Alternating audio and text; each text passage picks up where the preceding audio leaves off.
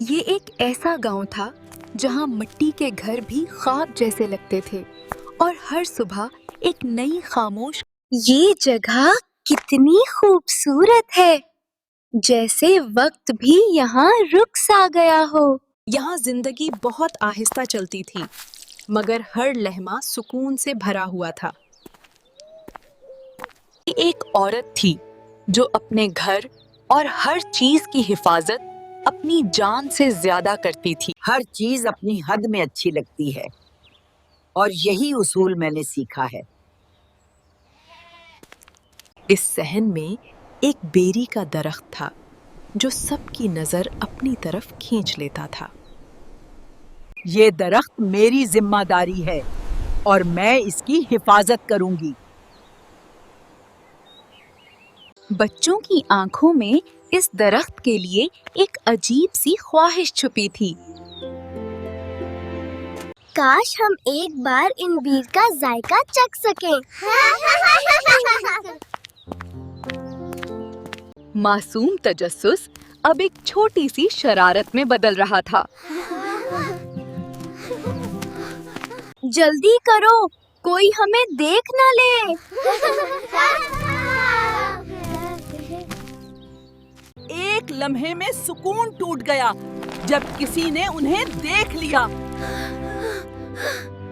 یہ کیا ہو رہا ہے میرے صحن میں؟ بچے ہنستے ہوئے بھاگ گئے مگر ان کی شرارت ابھی بھی فضا میں موجود تھی۔ دوڑو جلدی، وہ ہمیں دیکھ چکی ہیں۔ بانو سب کچھ خاموشی سے دیکھ رہی تھی، اس کے دل میں سوال اٹھ رہے تھے۔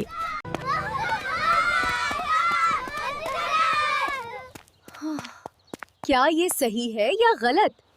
بانو سب کچھ خاموشی سے دیکھ رہی تھی، اس کے دل میں سوال اٹھ رہے تھے۔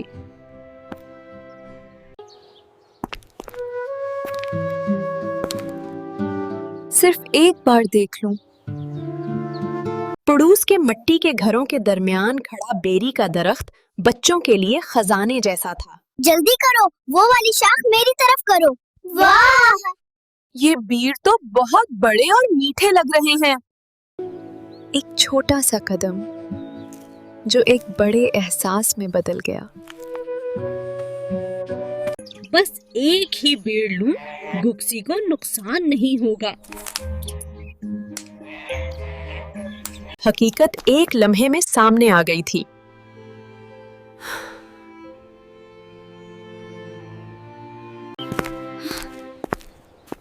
بانو، تم یہاں کیا کر رہی ہو؟ خاموشی اتنی گہری تھی کہ دل کی دھڑکن سنائی دے رہی تھی۔ میں نے غلطی کی ہے۔ غصہ آہستہ آہستہ سمجھ میں بدلنے لگا۔ مجھے معاف کر دیں، میں نے اجازت کے بغیر کیا، مجھے اپنی غلطی کا احساس ہے۔ اگر تم اجازت مانگتی تو میں خود دے دیتی۔